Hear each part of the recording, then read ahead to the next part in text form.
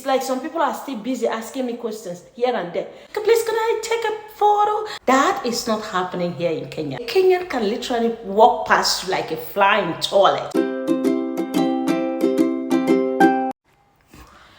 So guys, if you are coming to Kenya, there was one of my videos I posted some months ago, if not last year. I mentioned that if you are coming, you may need to, have some money in your pocket. In this place, I am sorry if you are going to come alone from whichever country, please make sure you have your money. In this place, there's nothing like, please borrow me, I'll pay you back. We don't do that here. Make sure you have the money that will be enough for your stay, that will be enough for you throughout the period you're going to stay here. There is nothing like, please, tomorrow I'll pay you back. See, let me tell you, there's something like on credit. That is why in this country, whatever you do as a business, you prosper. This idea of I'll pay you tomorrow does not exist here. I have not seen it. I have never tried it anyway. But let me tell you my personal experience. When I was operated upon some years back, I needed to pay the money. But unfortunately, the phone that I was supposed to use was not with me. And so I needed to get to the house. But here was a woman in pain. And so I called someone to help me send the money so that when I get to the house, I would pay the person back. This was in the evening, all right? Because it was getting late and they needed to discharge me. They needed to just let me go. This person asked me 1,101 questions. My husband was not around. Ladies and gentlemen, when I talk from experience. My husband was not around and this was the only person I had in mind. And so I sent him a message, he responded. And he started asking me several questions. Jesus wept. I told him, this is a known person. I told him I was going to pay. As soon as I get to the house, I will do that. And so I arrived at night. And so it was like I arrived very late.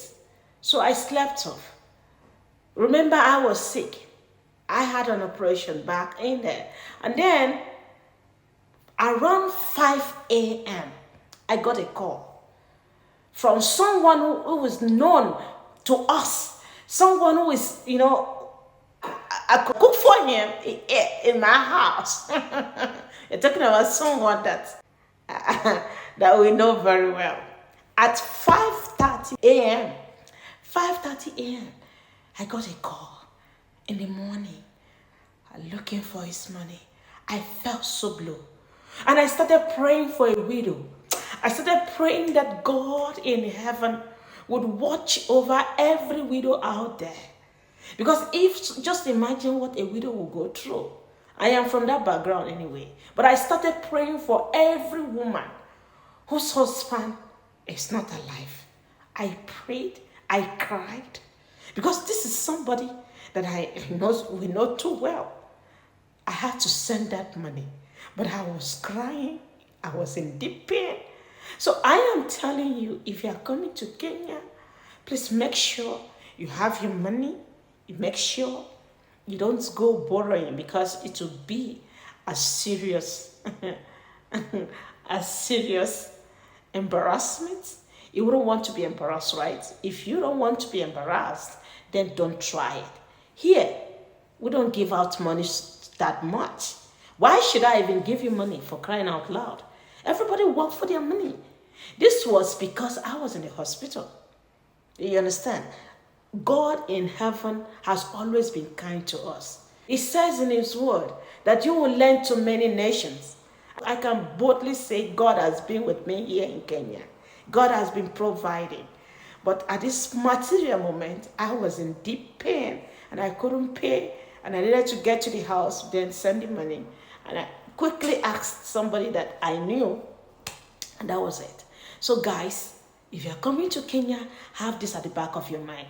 I also mentioned that if you are going to ask someone to work for you, If you want someone to work for you, please negotiate the price.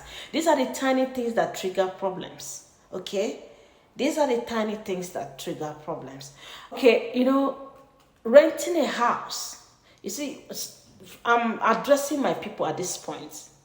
My people from Nigeria. You see, when you rent a house to someone, when you rent your own house, you want to be kind to the landlord, okay? You need to be kind to them because these people have gone through a lot. Some people from my home country, hello, listen to me, especially those who are not civilized properly, who don't know what you have gone through to build a house. What they do, by the time they get inside your house, they pay for that year. Mind you, in Nigeria it is 1 year. You pay en bloc. And so the following year, they might be having some difficulties and they start misbehaving. They start doing things that even the landlord will get angry. They wouldn't pay on time, okay? Maybe because of problem, just because of laxity, just because of God knows what reason.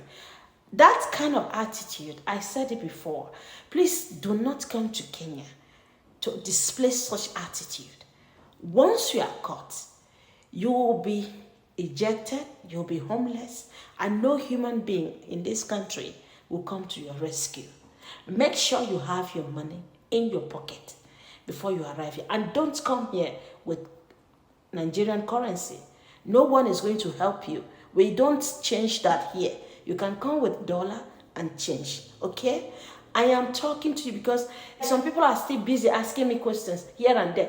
They don't want to go and watch the video that I posted.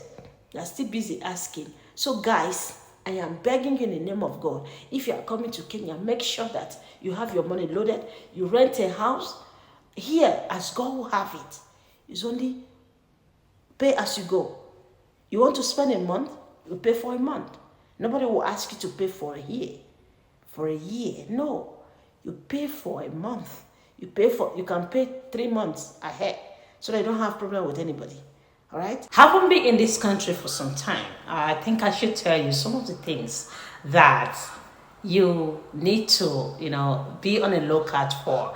If you are the type that loves attention, I would suggest that you don't come to Kenya, okay?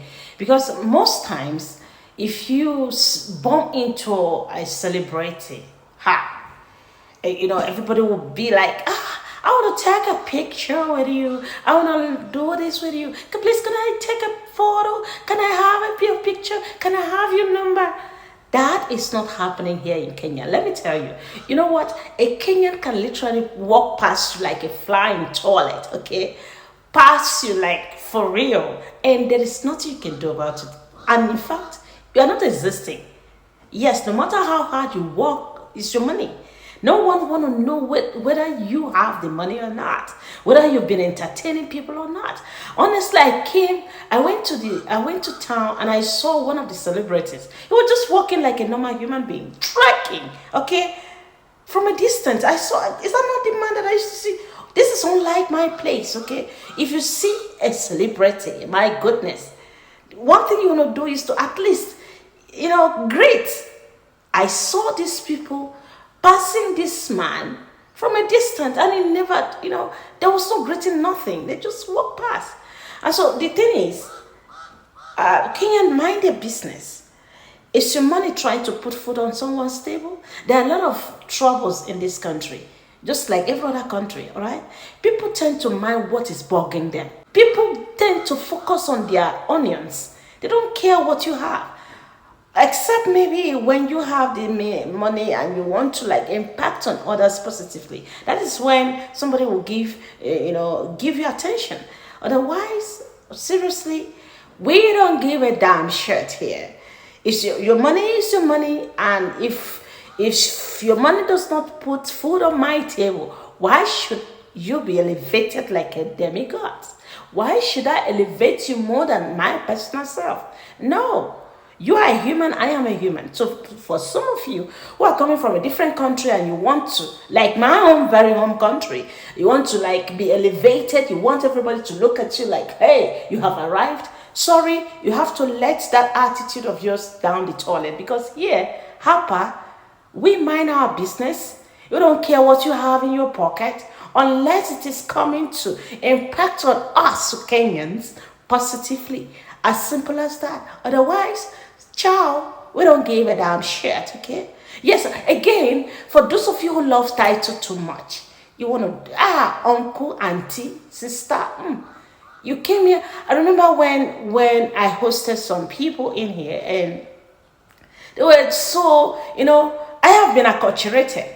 You don't expect me to be calling you the same way I used to call you back then. I literally called somebody by it and they were like, come on, what? It's not my fault. I spent so many years in this country and everyone is now answering their names. Everyone answered their names. So there's no point. There's no harm in me calling you by your names. And someone just speak of things. That sir, that uncle, that Mrs. We don't give that here. All right. So here we answer our names. Title down the toilet.